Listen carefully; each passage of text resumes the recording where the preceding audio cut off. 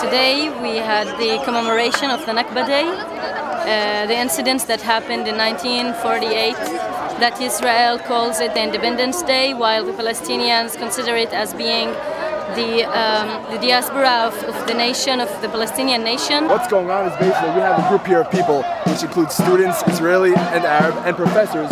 They're protesting on the university grounds of the Nakba. What they're basically saying is that what happened to our Yom Ha'atzmaut, our day of liberation of independence, it's bad for them. They feel bad for it. They basically want people to feel bad that they attacked us and they lost. What they're basically saying is that they wanted the opposite to happen. What was the opposite? Was that they would have won and we wouldn't be here today. If we weren't here today, they wouldn't be able to have the protests.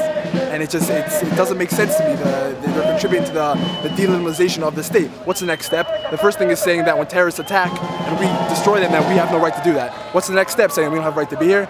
And this has to end. We have to be here to show people, the average person that's walking past the street, that that is not right and we cannot let that happen. Our statement is that the Nakba, which is the Palestinian disaster, Nakba is the Arabic word for disaster,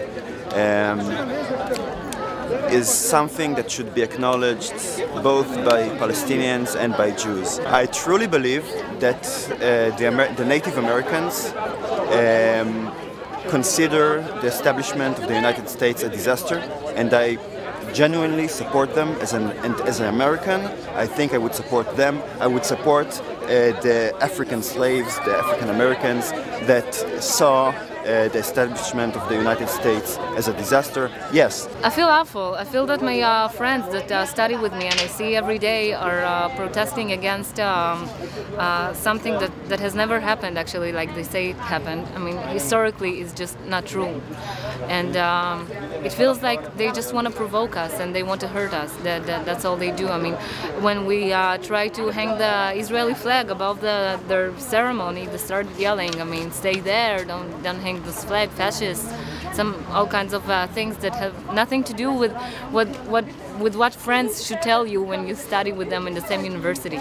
By the way, this is the state of Israel, so I don't know why they call themselves Palestinians and why they call us fascists or murderers. I mean, they didn't say anything here about Assad's massacre that he does every day in Syria. Why not? I mean, why not having a ceremony against him? What did we do wrong that we have to see this in front of our faces? It's happening here in Tel Aviv, and the worst part is that there's actually professors that are participating in this event.